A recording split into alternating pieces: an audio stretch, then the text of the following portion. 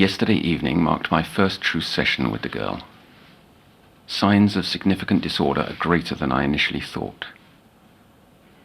Her imagination is vast, but one phrase in particular has become an earworm of sorts. He was right in front of me, breathing hard. That's what I remember most. The awful smell. Like when sausage goes bad.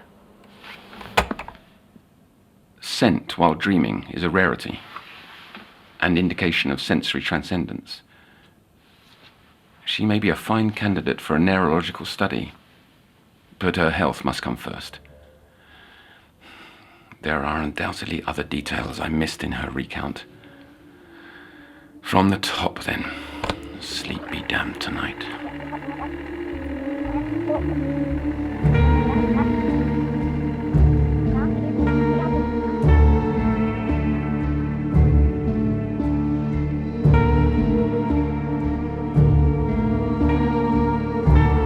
You're listening to The Sounds of Nightmares, an audio fiction series from the world of Little Nightmares.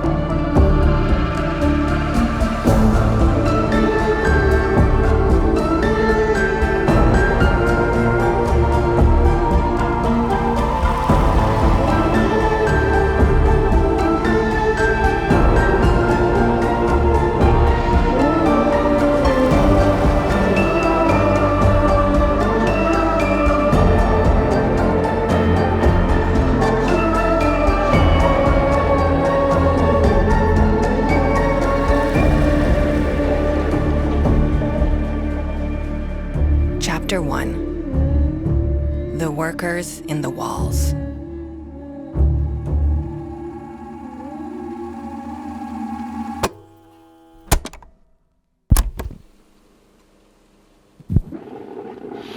This is the counsellor.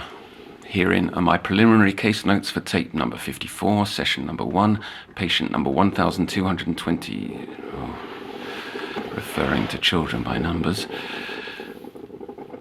Our relationship goes beyond mere ethics, so I can leave that practice to the heartless quacks on the upper floors. But to remain professional, I'll use a moniker the girl's given herself. Noon.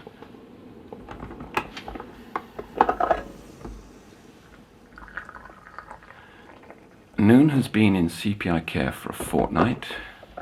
Given her rather remarkable medical history, her mental state seems relatively unremarkable. She finds herself in my ward due to worsening, though not recurring, nightly afflictions. Parasomnia isn't uncommon among patients. Not to imply she's unworthy of treatment, only that there are others worse off.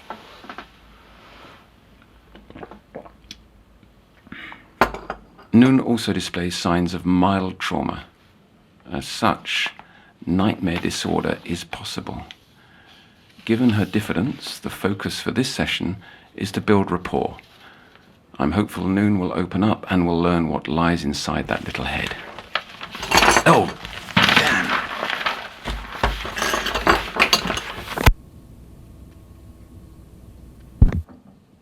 damn. Take the big chair, Noon. Sit, lie, saddle it like a horse, whatever you please.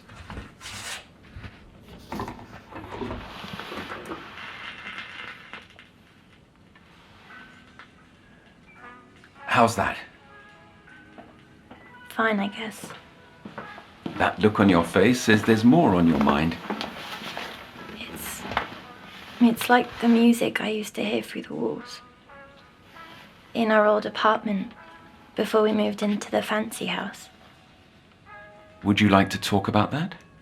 Your old apartment? No, counsellor. All right. An easier question to start. How are you feeling today?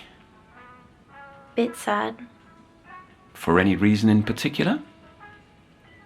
The red flower Mum and Dad left.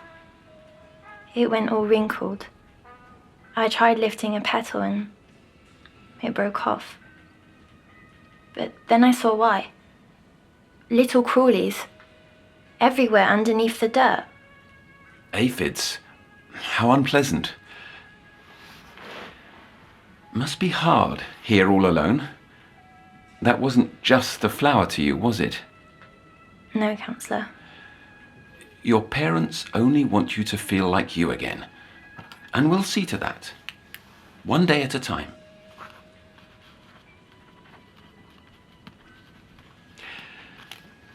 Have you been sleeping? Yes, Counselor. Call me Otto. Sleeping well? Yes. Noon, this is a place of honesty. The truth, please.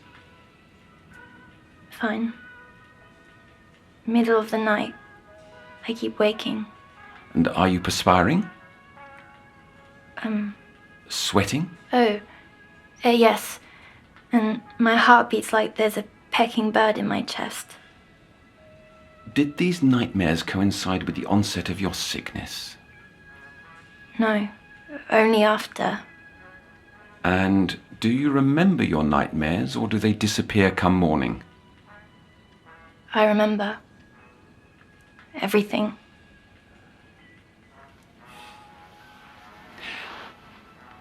Would you be all right to tell me about them? Now or later? Yes? The one I had last night, it's still here. The feeling. But may I have some juice?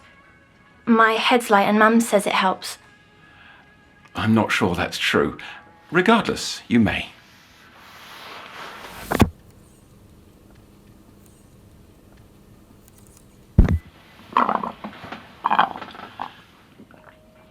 I see you eyeing my painting. I've had it since I was a boy. The Zahir's Gaze, it's titled. Why is it so blurry? It's a hidden image. The trick is to unfocus your eyes. Try it. There. Can you make it out now? No. I've got an idea. Keep your eyes on the painting. Let your mind wander. Meanwhile, you can tell me your dream, if you've finished your juice. I have.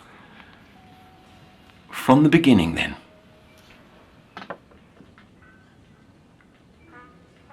It started when I woke up. Somewhere I didn't belong. Describe this place, please. Everything was white. Only slowly I realized snow was falling on a field. The view was peaceful looking out from so high up, like I was one with the cold. You felt this cold? Not like the counties in winter, but more like watching someone who was chilled. Around me, but not in me. I turned away from the window, which was only a hole in the stone wall of the curved passageway that stretched on a long ways. This odd feeling told me to get up, but I couldn't stand because the ceiling was so low. I crawled ahead, and if not for the tiniest bit of light, I would have fallen. Another passageway appeared on the floor, its edges throbbing in the dark. Suddenly, I heard a clinking from below. That same feeling told me I was lost inside a giant. A huge one made out of stone, and the only way out was to keep going through its veins. I climbed into the pitch dark and immediately began sliding down the icy wetness, going and going, faster and faster. I thought the slide would never end, and just then, it shot me out. Did it hurt? Not like when you fall for real.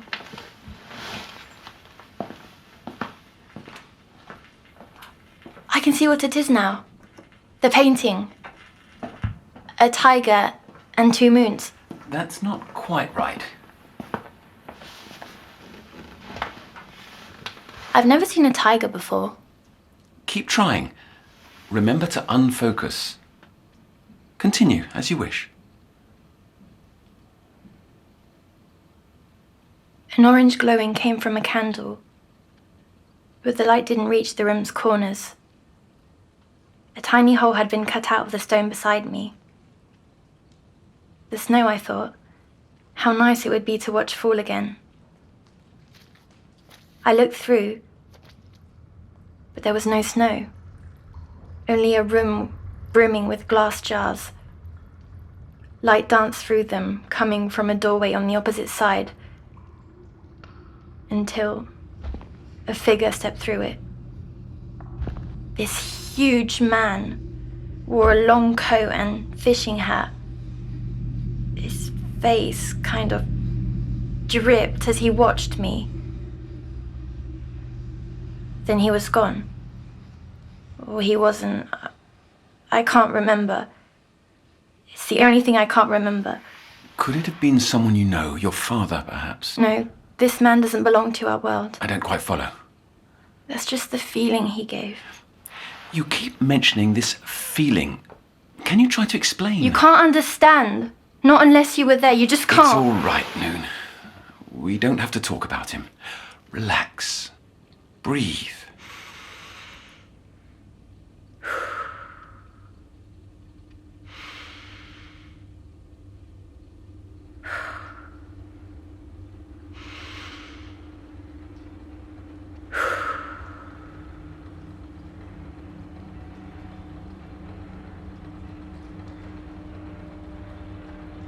Turning from the hole, I spotted an exit on the far wall. That's where the clinking was the loudest. I started towards it when a shadow ran out from the corner. That of a child. I shouted, "Hey! Where are we? Where are we?" But quiet as a mouse, he climbed through the pulsing exit. And carelessly I followed. The room over was bigger, and the child was gone. All over the walls and floors were more pulsing passages, like living ant tunnels. All kinds of springs laid about, and little oil cans and strange tools. Suddenly, footsteps, approaching, matching the rhythm of the clinking. Knowing I didn't belong, I hid behind a wooden box. Peeking up, I saw other small shadows entering the room. They stepped by each other silently. Most passed into different doors, but two stayed behind, searching through the springs. They were not children, not at all. Even in dim light, they remained shadows. Things not quite there, as if forgotten, not wanting to be seen. They held nasty tools, and their empty faces showed they weren't very bright. Both stood, looked down a passageway, and jumped. With nowhere to go, I did the same, climbing to the platform below.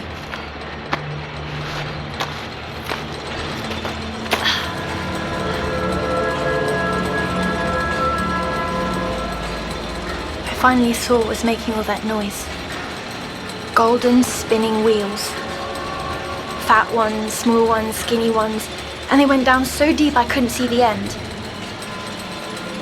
I didn't know what they were until that faraway feeling came back and told me. They were gears, with teeth which locked perfectly into one another, clicking on and on a song that never stopped. There were hundred of the dull little shadows, working to keep the mechanisms going. I felt, without their doing, the gears would surely stop, and the giant would break apart stone by stone. But as I leaned over the edge, distracted, my foot must have knocked a wrench.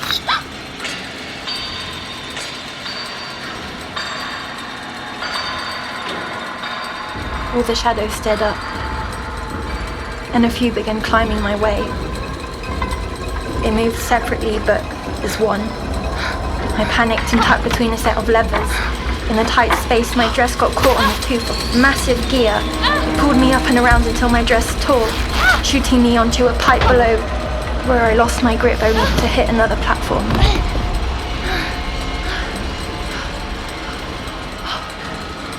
The shadows stopped chasing me, working again as They yanked at the piece of my dress, now stuck between two gears, causing all the others to slow. While they were bothered, I took the chance to escape.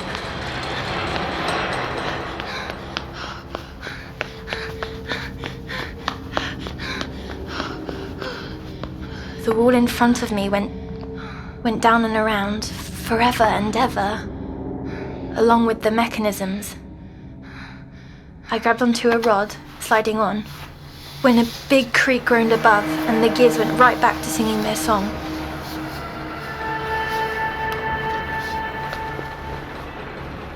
The ripped fabric floated down before me, passing by a tiny crack in the stone.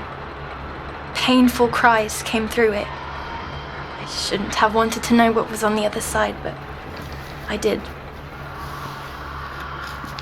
A small room with chains covering the floor, and 3 identical nun-like dresses, freshly pressed, hanging by a bed. Then, the chains jangled, and my heart stopped. A frail body slumped against the wall, a chain round his neck. He was right in front of me, breathing hard.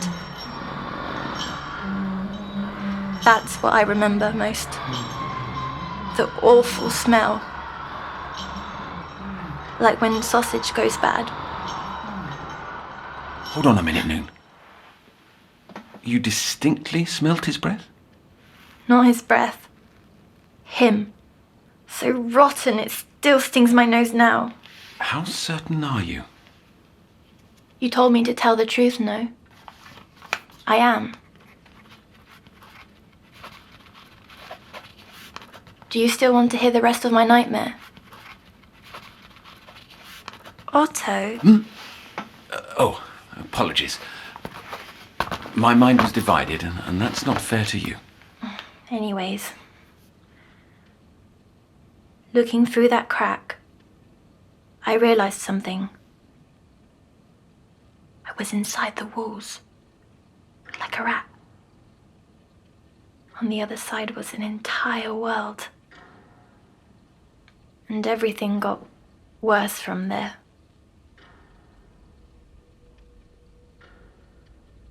Lower and lower I climbed until I'd gone down so deep that there was nothing but steam and darkness. And louder ticking, back and forth, back and forth. Wanting to give up, I sat listening.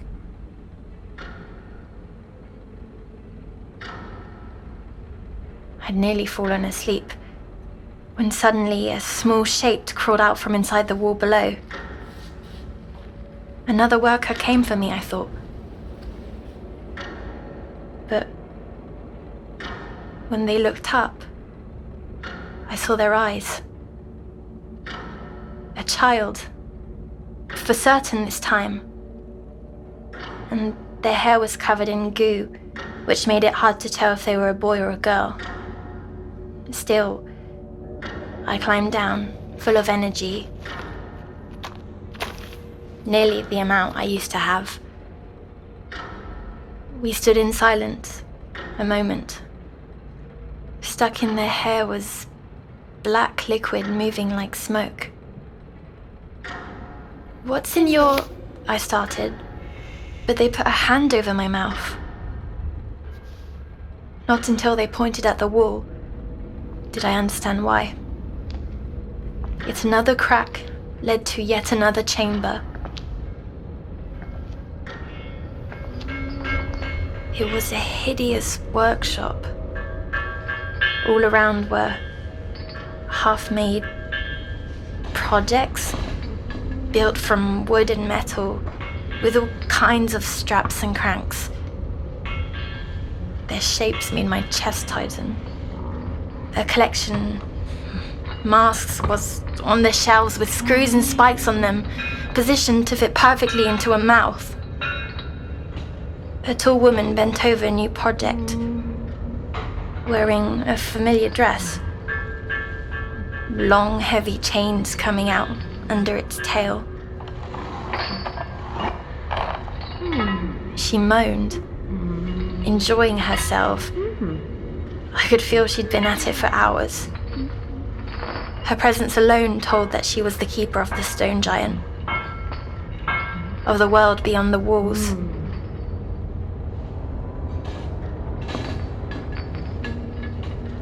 Turning to a pile of scraps,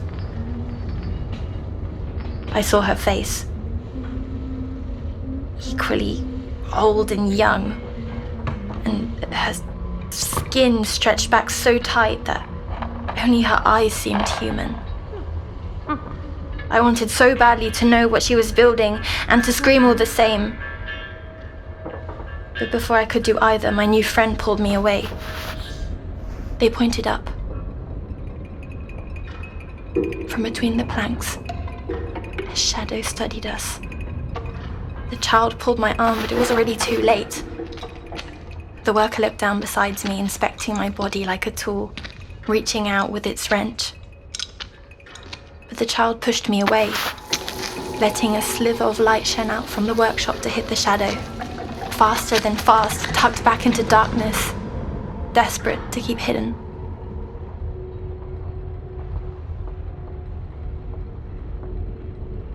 Noon, why have you stopped? I'm thinking. The next bit is hard to describe. The nightmare, it shifted. Steam reached around us, and we came to a place at the bottom of the gears, between the walls.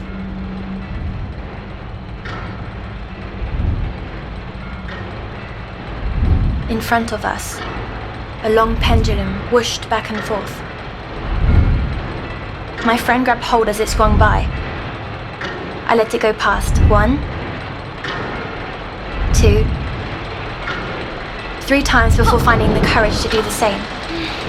We climbed as the pendulum rocked left and right, making my head dizzy. Just a little more, I repeated to myself, until my friend reached out a hand to pull me up.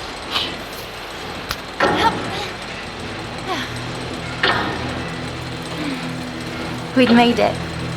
Finally, the center of the clock.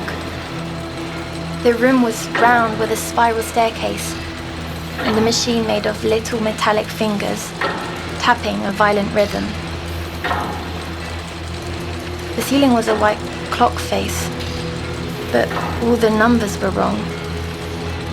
We immediately ran up the stairs, and at the top, we stepped out into a courtyard.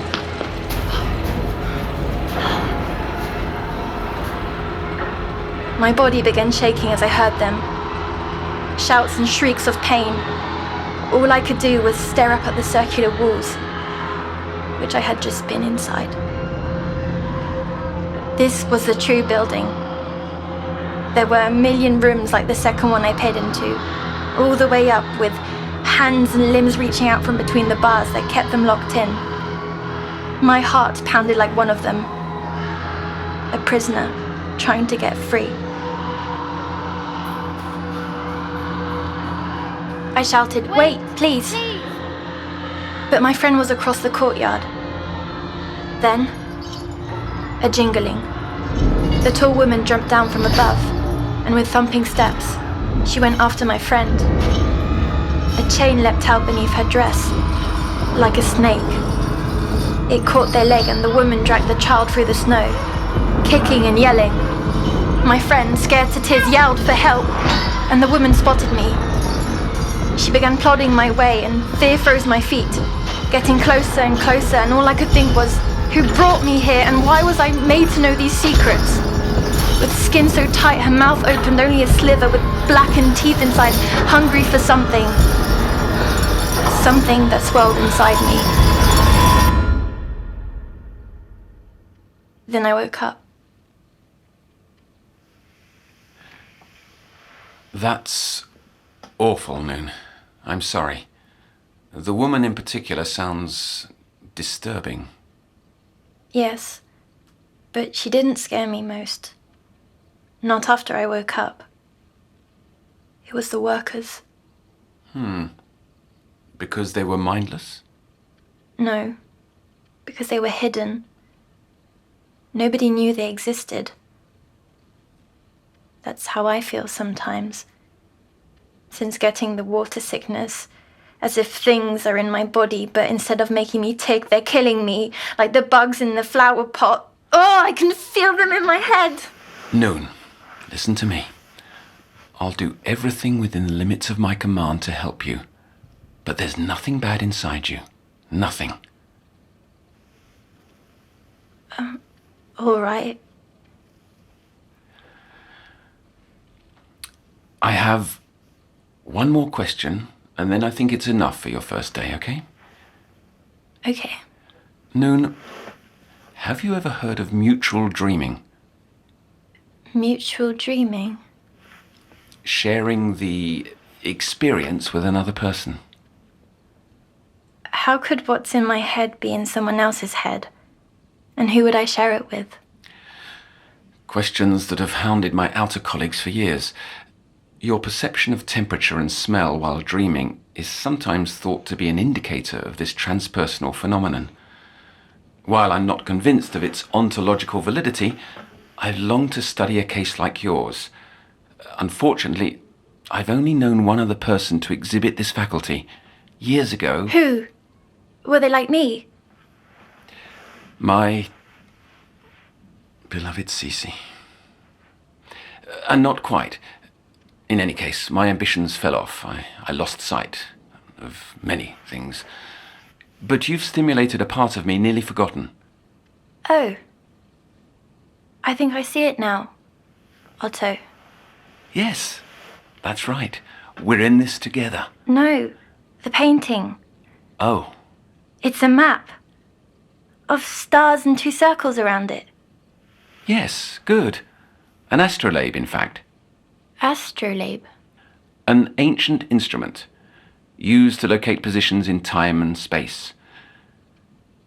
Now, surely you're exhausted. I don't want to go to my room. To sleep. Will you walk me back? Of course. And we can't forget your nightly confectionery. Here, Noon. Take your pick. Sweets for my sweet.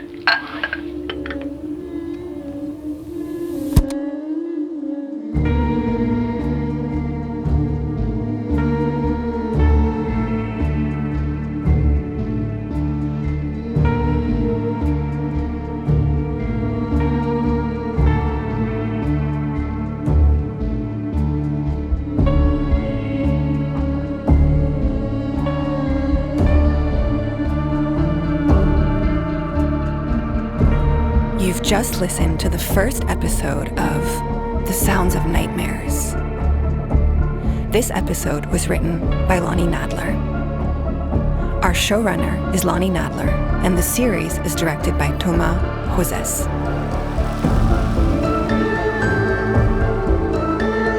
Noon is played by Amy Purshouse, and Otto by Kester Lovelace. Music created by Tobias Libya and Thomas Joses. Production supervised by Alizé Debar and Lucille Rousseau-Garcia. This series is based on Little Nightmares from Bandai Namco Europe.